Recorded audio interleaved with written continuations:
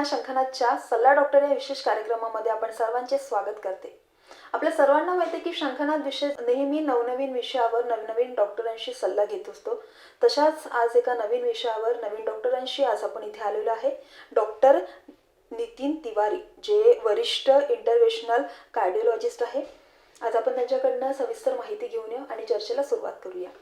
नमस्कार सर, शंखनादच्या विशेष कार्यक्रममध्ये आपले सल्ला डॉक्टरांमध्ये आपले मनपूर्वक स्वागत करते. Thank you. चर्चेला आपण सुरुवात करूया. मेरा पहला सवाल ये है कि हाल फिलहाल में ही जो BTV जो प्रक्रिया है वो पार हुई है, तो लोगों को उसका किस तरह से फायदा हुआ है? जी धन्यवाद. मैं doctor Nitin Tiwari, senior international cardiologist, Wockhardt hospital Nagpur में पिछले 16 साल से काम कर रहा हूँ. ये एक पेशेंट जो मेरे पास 52 वर्षीय एक महिला आई थी जिन्हें पैर में सूजन, पेट में सूजन और सांस फूलती थी. इन्हें पहली बार ऐसा मालूम पड़ा कि बचपन में एक छेद रह चुका था जो शायद कभी मालूम ही नहीं पड़ा, जिस कारण से एक्स्ट्रा जो खून रहता है लेफ्ट साइड से राइट साइड के हार्ट में जाता है और फेफड़ों में जाता है, जिसके कारण फेफड़ों का प्रेशर बढ़ जाता है और ऑक्सीजन की मात्रा कम होती है. यानी इतना प्रेशर बढ़ जाता है कि खून उल्टा बहने लगता है, राइट से लेफ्ट में मिक्स होता है. ब्लू ब्लड जो रहता है वो ऑक्सीजन नहीं रहता उसमें, वो वाला मिक्स होता है छेद के द्वारा राइट से लेफ्ट. तो पेशेंट का सैचुरेशन वगैरह कम होता है, यानी कि पूरी नीली दिखती है पेशेंट को. यानी उसके नाखून नीले हो जाते हैं, चमड़ी नीली हो जाती है, होंठ नीले हो जाते हैं. तो ये बहुत रेयर रहता है, ये कॉमन चीज़ नहीं है. आइसेनमेंगर सिंड्रोम इसे कहते हैं. तो ऐसे पेशेंट में एक वॉल भी चोकअप था राइट साइड का, ट्राइकस्पिड वॉल जिसे कहते हैं. तो ये अपने आप में बहुत कॉमन चीज़ नहीं है आइसेनमेंगर सिंड्रोम, और उसके अंदर वॉल भी चोकअप था. तो हमने ये पेशेंट जो थी ये जरा भी चल नहीं पा रही थी, सांस फूलती थी, पैर में सूजन थी, पेट में सूजन थी. तो इसलिए हमने बलून द्वारा, जैसे एंजियोप्लास्टी करते हैं वैसे ही पैर के द्वारा, पेशेंट होश में रहता है, एनेस्थीसिया नहीं दे सकते उसमें, लोकल एनेस्थीसिया में ही हमने बलून द्वारा वो वॉल को खोल दिया ताकि उनकी जो लाइफस्टाइल है वो बढ़ गई. और ये लेडी जो थी ये एक विधवा थी. आपको बताऊं मैं कि आइसेनमेंगर सिंड्रोम में बच्चे वगैरह भी आप पैदा नहीं कर सकते, बिकॉज बच्चे सहन नहीं होते. इतना प्रेशर रहता है हार्ट में कि बच्चे मतलब रह नहीं पाते हैं. प्रेगनेंसी कॉन्ट्राइंडिकेटेड है. तो इस पेशेंट ने एक बच्ची को अडॉप्ट किया था, 11 साल की बच्ची को अडॉप्ट भी करके रखा था.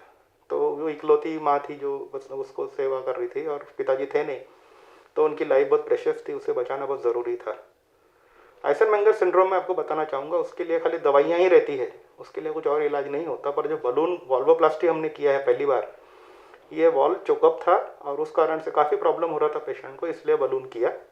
ये मध्य भारत में पहली बार ही ऐसा हुआ, क्योंकि ये कॉमन चीज़ नहीं है. आइसेनमेंगर सिंड्रोम अपने आप में बहुत कॉमन नहीं है, और वॉल साथ में चोकअप होना ये अपने आप में और एक बहुत दुर्लभ चीज़. जैसे आपने अभी कहा है डॉक्टर की विदाउट एनेस्थीसिया आपने ये जो पूरी प्रोसेस है वो की है, तो इसमें मतलब किस तरह से पेशेंट की प्रतिक्रिया रही है, या फिर उनका रिस्पांस किस तरह से रहा है? जी. क्योंकि अगर हम एक नॉर्मल ऑपरेशन भी देखते हैं तो वो एनेस्थीसिया प्लेस पे ही दिया जाता है. देखिए, आइसेनमेंगर सिंड्रोम में प्रेशर इतना ज़्यादा रहता है कि आपने अगर एनेस्थीसिया दिया या कोई सर्जरी करी तो पेशेंट की टेबल पे जान भी जा सकती है. तो सर्जरी वैसे भी अलाउड नहीं है, कॉन्ट्राइंडिकेटेड है आइसेनमेंगर सिंड्रोम में.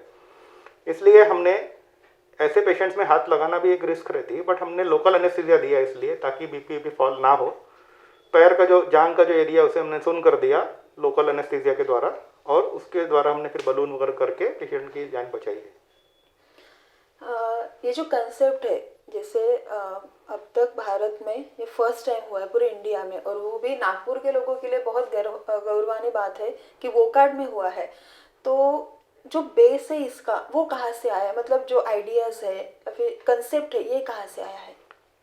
देखिए, एक्चुअली ये ज़्यादा कॉमन चीज़ है नहीं. Yes. तो अव्वल तो ये पकड़ में आना ही बहुत मुश्किल है. इसके लिए इकोकार्डियोग्राफी 2D इको जो टेस्ट है वो करना पड़ता है सही तरीके से.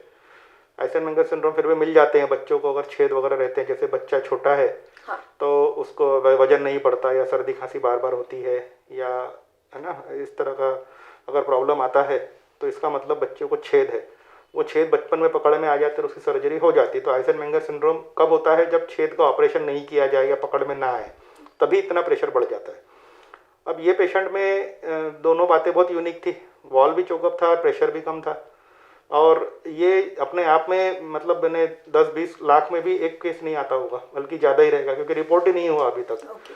तो एक्चुअली इसको सही तरीके से पकड़ पाना और इसका जो प्लानिंग किया, ये अपने आप में गौरव की बात है। और ये बहुत ही रेयर है, मतलब करोड़ों में भी एक केस मिला है तो मिला, ऐसा है। तो नेचुरली भारत में भी ये कभी हुआ नहीं शायद, और मैंने जितना भी मैंने ढूंढा कहीं मुझे मिला नहीं ऐसा केस, तो पहले बार ही हुआ है ये केस। और ये अपने लिए डेफिनेटली गौरव की बात है कि आज अपना मेडिकल साइंस इतना एडवांस हो चुका है। वोखाड़ में मैं इतने 16 साल से हूँ, मैंने भी पहली बार ही देखा ऐसा केस। ओके। तो ये एक अच्छी बात है कि हम ऐसे केस भी पकड़ रहे हैं और उसका भी हम इलाज करते हैं, सक्षम हैं हम लोग। हाँ, मतलब लोगों को यही नहीं पता रहता कि हाँ हमको छेद है, मतलब वो डिटेक्ट किस तरह से किया जाए हाँ, घर में। ये बहुत इंपॉर्टेंट है। जैसा मैंने बताया, बच्चे का वजन नहीं बढ़ना, या बार बार सर्दी खांसी होना, Yes. या जरा से में खेलता है तो सांस फूलती है, तो ऐसे बच्चों को समय रहते इकोकार्डियोग्राफी, छोटा सा टेस्ट है, एक 5 मिनट में हो जाता है, कहीं पे भी अवेलेबल है, 2D इको टेस्ट। ये 2D इको टेस्ट आप कर लेंगे अगर, तो उसमें छेद वगैरह अगर कुछ बच्चे को है तो उसे हम पकड़ सकते हैं, और समय रहते उसका इलाज सर्जरी द्वारा या बिना सर्जरी द्वारा, छतरी भी डालते हैं, छतरी रहती है जैसे एंजियोप्लास्टी करते हैं उसी प्रकार से पैर के द्वारा होश में रहते हुए पेशेंट का बिना ऑपरेशन भी इलाज होता है। तो उसके लिए पहले पकड़ना पड़ेगा, पहले सस्पेक्ट करना पड़ेगा। तो मैं वापस रिपीट करता हूँ, जो बच्चों को बार बार सर्दी खांसी होती है, वजन नहीं बढ़ता है, या फिर सांस फूलती है खेलने में या कुछ करने में, तो ऐसे लोगों ने एक बार इको जरूर करा लेना चाहिए। और इको में अगर छेद पकड़ में आता है तो उसमें समय रहते उसका इलाज अपन कर सकते हैं और आइसेनमेंगर सिंड्रोम से बच सकते हैं। जैसे अभी आपने कहा है डॉक्टर की जो एंजियोप्लास्टी है वो मतलब कौन से स्टेज पे हम कर सकते हैं, क्योंकि हम सबको मतलब पता है कि जब ब्लॉकेज रहते हैं तो उसका मेन कारण क्या है। अगर आफ्टर 50 अगर किसी को ब्लॉकेज होता है तो एंजियोप्लास्टी करना मैंडेटरी है, क्योंकि बहुत से लोग हैं कि जिनको इस बारे में नहीं पता है। देखिए, ब्लॉकेज जो होता है धीरे धीरे बनते हैं, एकदम से नहीं बनते, कुछ सालों में धीरे धीरे, अगर लाइफस्टाइल आपकी बराबर नहीं है तो बनते हैं। ब्लॉकेज क्यों बनते हैं?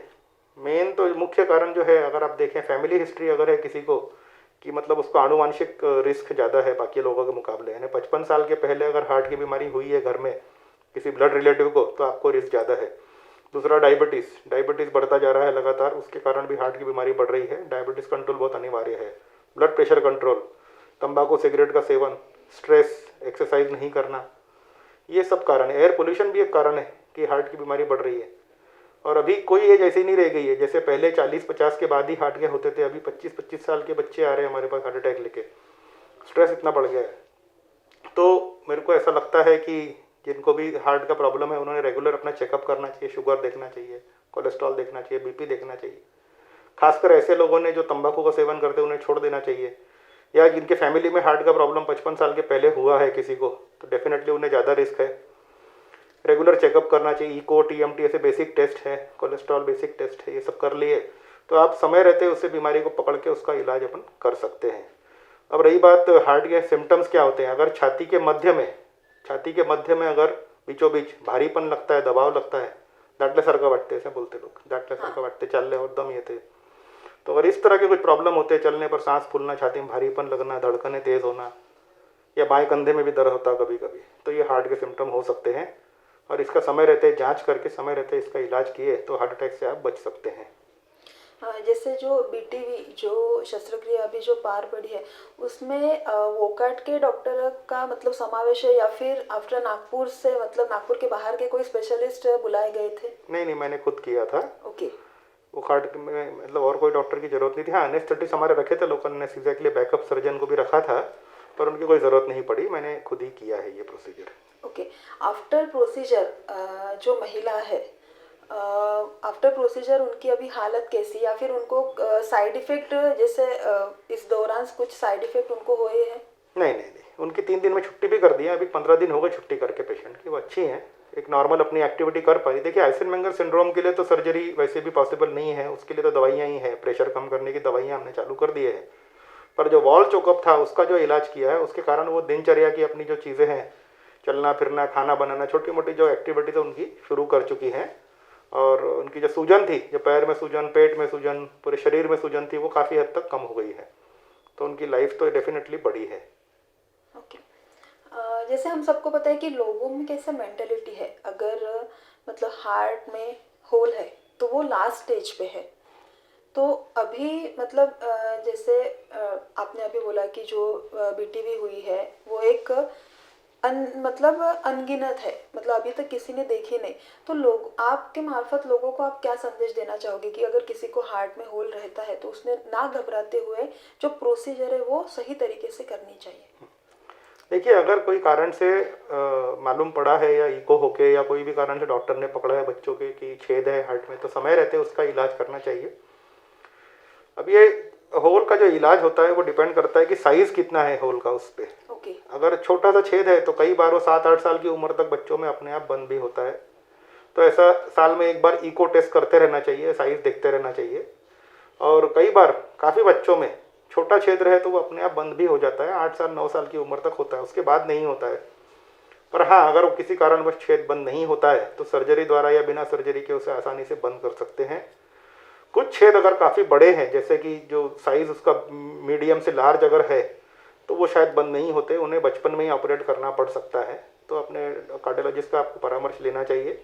अगर वो छेद बड़ा है तो डेफिनेटली बंद नहीं होगा, उसे सर्जरी द्वारा ही बंद करना पड़ेगा। और आइसेनमेंगर सिंड्रोम जो बीमारी है वो प्रेशर बढ़ने से होती है, ये काफ़ी 30-40 की उम्र के बाद में पकड़ में आती है। तो इतना बढ़ने देना ही नहीं चाहिए। अपने समय रहते जांच करा लिया तो डेफिनेटली आप ये बीमारी से बच सकते हैं और इसका इलाज असंभव है। हाँ, इनकेस अगर किसी को हार्ट में छेद है और वही व्यक्ति को अगर हम जो बोलते हैं कि दमा, अगर वही बीमारी सेम उसको अगर वो टाइम पे होती है तो फिर पेशेंट का बच पाना मुमकिन है कि नामुमकिन है, ऐसा आपको नहीं, लगता है? बिल्कुल मुमकिन है। क्योंकि हम आज के ज़माने में अगर देखते हैं तो अस्थमा के प्रॉब्लम भी बहुत ज़्यादा बढ़ चुके हैं, क्योंकि 5 साल से 10 साल के लड़के को अगर अस्थमा है तो उसके मेन मुख्य कारण क्या है? देखिए, अस्थमा जनरली फैमिलियल रहता है या फिर इन्हें एलर्जी रहती है किसी को, उसके लिए होता है। और अस्थमा का इलाज तो संभव है, पर कई बार आपको बताऊं कार्डियक अस्थमा करके भी बीमारी होती है। कार्डियक अस्थमा मतलब क्या होता है कि हार्ट फेलियर होता है बेसिकली। ये बड़ा छेद रहे या कोई भी कारण से हार्ट अगर फेल हो रहा है या मिक्सिंग हो रही ब्लड की, लेफ्ट से राइट जा रहा है एक्स्ट्रा ब्लड, तो हार्ट को एक्स्ट्रा पंपिंग करनी पड़ती है और एक्स्ट्रा पंपिंग करने के कारण हार्ट फेल होता है। फेल होना मतलब फेफड़ों में पानी जमा होना, खून जमा होना, उस कारण से पेशेंट की सांस फूलती है। तो कई बार ऐसा लगता है कि ये अस्थमा है, पर एक्चुअली वो कार्डियक अस्थमा रहता है। उसके लिए कुछ ऐसे डायरेटिक्स करके दवाइयाँ रहती है जिससे पानी वगैरह बाहर निकलता है पेशाब के रास्ते, जिससे हार्ट फेलियर काफ़ी हद तक कम होता है। ऐसा ट्रीटमेंट उसका अवेलेबल है। और जिस भी कारण से हार्ट फेलियर हुआ है, चाहे वो ब्लॉकेज हो, चाहे वॉल खराब हो, चाहे चोकिंग हो, चाहे छेद हो, जो भी कारण हो उसको अगर आपने ठीक किया तो ये हार्ट फेलियर से आप बच सकते हैं। और ये अस्थमा जो है, हाँ कई बार अस्थमा भी साथ में रह सकता है, तो ऐसा कोई बहुत मेजर प्रॉब्लम नहीं है। अगर अस्थमा है भी तो उसका इलाज संभव है, इनहेलर्स और नेबुलाइजेशन देके हम लोग उसको ठीक कर सकते हैं। और दोनों साथ में रहा तो भी इलाज होना संभव है, कोई प्रॉब्लम नहीं। हमारे दर्शकों को आप क्या संदेश देना चाहोगे एज अ डॉक्टर? देखिए, अभी जो टाइम चल रहा है, मैं तो सबसे पहले कोविड का देना चाहूँगा संदेश लोगों को कि भाई अपने मास्क बराबर पहने, सोशल डिस्टेंसिंग रखें और रेगुलर अपना चेकअप कराएं। रही बात हार्ट की, छेद का तो मैं बता चुका हूँ कि बचपन में अगर छाती में सांस फूलती है या धड़कन तेज़ होती है या वजन नहीं बढ़ रहा, बार बार सर्दी खांसी है, तो अपना इको टेस्ट कराएं। बच्चे का करना है तो बच्चे का कराएं। हार्ट अटैक बढ़ते जा रहे हैं, अभी जो स्ट्रेस बढ़ रहा है बहुत लोगों का, तंबाकू का सेवन वगैरह ना करें, अल्कोहल तंबाकू की मात्रा ज़्यादा ना लें या बंद ही कर दें तो बेस्ट है। डायबिटीज़ का कंट्रोल बहुत अनिवार्य है, अपना चेकअप कराएं। कई बार सिम्टम नहीं होते डायबिटीज़ में। ब्लड प्रेशर भी कंट्रोल करना बहुत ज़रूरी है। खासकर ऐसे लोगों ने अलर्ट रहना चाहिए जिनकी फैमिली में अगर हार्ट का प्रॉब्लम 55 साल के पहले अगर किसी को हुआ है अपने ब्लड रिलेटिव को, तो ऐसे लोगों ने ज़्यादा अलर्ट रहना चाहिए। अपना रेगुलर हेल्थ चेकअप कराते रहना चाहिए, कोलेस्ट्रॉल का चेकअप, शुगर का चेकअप, बीपी का चेकअप, ताकि ये बीमारी को अपन जल्दी पकड़ सकें और जल्दी उसका जड़ से इलाज कर सकें। एक आखिरी सवाल है डॉक्टर मेरा कि हमने बहुत बार देखा है कि 4 साल 5 साल 6 साल के अगर बच्चों को बीपी या शुगर होता है तो सच में मतलब क्या उसका मतलब रीज़न क्या है एक्चुअल में? क्योंकि देखो हम बोलते हैं कि ठीक है शुगर होता है ज़्यादा खाने से, बीपी होता है कुछ इंटरनल ऐसे से, लेकिन 5 से 6 साल का बच्चा अगर उसको बीपी या शुगर होता है तो उसके मुख्य कारण क्या है, जिस तरह मतलब लोग जागरूक हुए? देखिए, 5-6 साल में बहुत कॉमन नहीं है, पर हाँ एक टाइप 1 डायबिटीज़, टाइप 2 और टाइप 1 दो प्रकार की डायबिटीज़ होती है। एक टाइप 1 जो डायबिटीज़ है वो बच्चों में पाई जाती है। उसमें कई बार पैंक्रियास में कुछ कमी रहती है तो इंसुलिन बनता नहीं। इंसुलिन एक हार्मोन होता है जिसके कारण, जिसकी कमी से डायबिटीज़ होता है। तो ऐसे पैदाइशी किसी किसी में प्रॉब्लम रहा तो टाइप 1 डायबिटीज़ हो सकती है बच्चों में। पर ज़्यादा कॉमन जो लाइफस्टाइल डिसऑर्डर है वो टाइप 2 डायबिटीज़ है। सेकंड टाइप की जो डायबिटीज़ है वो ज़्यादा कॉमन है। अगर खाने पीने की आदत सही नहीं है, पिज़्ज़ा बर्गर खाना, मीठा खाना, एक्सरसाइज नहीं करना, खेल कूद कम कर देना, आजकल की जो लाइफस्टाइल चल रही है उसके कारण जो बीमारी होती है वो टाइप 2 डायबिटीज़ वो भी अच्छी खासी कॉमन है बच्चों में। तो मेरा ये कहना है कि बच्चों का भी अगर चेकअप करें, खासकर फैमिली में अगर डायबिटीज़ का प्रॉब्लम हुआ है या ब्लड प्रेशर का प्रॉब्लम है या हार्ट का है, और एक टीनेजर को भी चेक कर लिया, तो अच्छी आप एक लाइफस्टाइल उनको पहले सजेस्ट कर सकते हैं। और समय रहते अगर उनको पकड़ में आता है शुगर बढ़ रहा है या कोलेस्ट्रॉल या ट्राइग्लिसराइड्स करके होते हैं कोलेस्ट्रॉल के एक मिलते जुलते टेस्ट, तो ये सब अगर ख़राब हो रहा है तो अपन समय रहते उसे लाइफस्टाइल करके ठीक कर सकते हैं। रही बात बीपी की, टीन एजर्स में भी बीपी पाया जा रहा है। यही सब कारण है जो डायबिटीज के कारण है, वही सब सेम कारण है। पर 5-6 साल के बच्चे में कई बार आनुवंशिक कारण भी होते हैं, लाइक कोआक्टेशन ऑफ एओर्टा या कई बार किडनी की नस चौक होती है। इस तरह के प्रॉब्लम बच्चों में पाए जा सकते हैं जिसके कारण बीपी हो सकता है। तो अगेन इको टेस्ट या एक प्रॉपर कार्डियोलॉजिस्ट कंसल्टेशन आपने किया तो उससे अपन हम इलाज करा सकते हैं।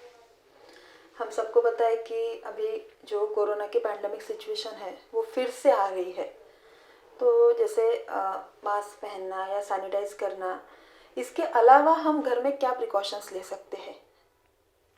देखिए, जो बेसिक प्रिकॉशंस है वो सबने लेना है, जो आपको पता ही, आपने सही बताया ही है कि मास्क बराबर, मगर सही तरीके से पहनना बहुत ज़रूरी है मास्क का। कई बार लोग मास्क पहनते पर अगर नाक कवर नहीं होती सही तरीके से, मास्क चिपका नहीं होता है, तो ऐसे मास्क पहनने का कुछ खास फ़ायदा नहीं होता। सही तरीके से मास्क पहनना, डिस्टेंसिंग रखना, अननेसरी मत जाइए कहीं भी बाहर, अगर ज़रूरी है तो जाइए। सैनिटाइज भी कर देना, क्योंकि आप अगर सैनिटाइज नहीं करेंगे हाथ को और अपने मास्क पे हाथ लगा लिया तो कई बार वायरस उस पर लगा रहता है, वो गलती से आपने नाक पे लगा लिया। तो ये तो यूनिवर्सल प्रिकॉशन लेना चाहिए सबने। दूसरा, एक वैक्सीन को लेके बहुत लोगों में एक डाउट है कि वैक्सीन से कोई साइड इफेक्ट तो नहीं होंगे, ऐसा कुछ नहीं है। वैक्सीन सब प्रूवन है, साइड इफेक्ट हर चीज़ में होते हैं, पर ये लाखों में भी एक जने में भी इतना साइड इफेक्ट नहीं आता है। आपने वैक्सीन सबको दिया तो कम से कम एक हर्ड इम्यूनिटी आने का चांस बढ़ेगा। वैक्सीन से आप कोरोना से टोटली बच नहीं सकते, पर आपकी जो अगर होता भी है कोरोना तो शायद खतरनाक बीमारी या सीवियर डिजीज़ ये होने की संभावना अपनी कम होती है, वेंटिलेटर लगने के चांसेस कम होते हैं, हॉस्पिटलाइजेशन के चांसेस कम होते हैं। इसलिए समय रहते वैक्सीन लेना चाहिए, जो भी आपको मिल रहा हो, जो भी आपके एज ग्रुप के हिसाब से या कैटेगरी के हिसाब से मिल रहा हो, कोई भी वैक्सीन आप लें, वैक्सीन लेना चाहिए। और मोस्ट इंपॉर्टेंटली, कई बार कोरोना बढ़ता भी है, मगर अपने हार्ट की बीमारी अगर ऐसी कोई प्रॉब्लम है तो लोगों ने निगलेक्ट नहीं करना चाहिए, क्योंकि कोरोना की मॉर्टेलिटी खाली 1% है और हार्ट डिजीज़ की 30 से 40% मृत्यु दर है। तो मुझे लगता है कि हार्ट पेशेंट ने निगलेक्ट नहीं करना चाहिए। अगर हार्ट सिम्टम्स हो रहे हैं तो डेफिनेटली दिखाइए, पर हाँ, रूटीन अगर आपको दिखाना है तो थोड़ा रुक के ये कोरोना का जो लहर है उसे कम होने देना चाहिए, और कम होने के बाद अपना डॉक्टर से कन्सल्ट करना चाहिए। हा चला डॉक्टरच्या का विशेष कार्यक्रमात माझ्यासोबत आपण इथेच थांबूया. पुन्हा पाहूया नवीन विषयावर, नवीन डॉक्टरांशी सल्ला घेऊया. तोवर पाहत राहा शंखनाद न्यूज. नमस्कार, थैंक यू.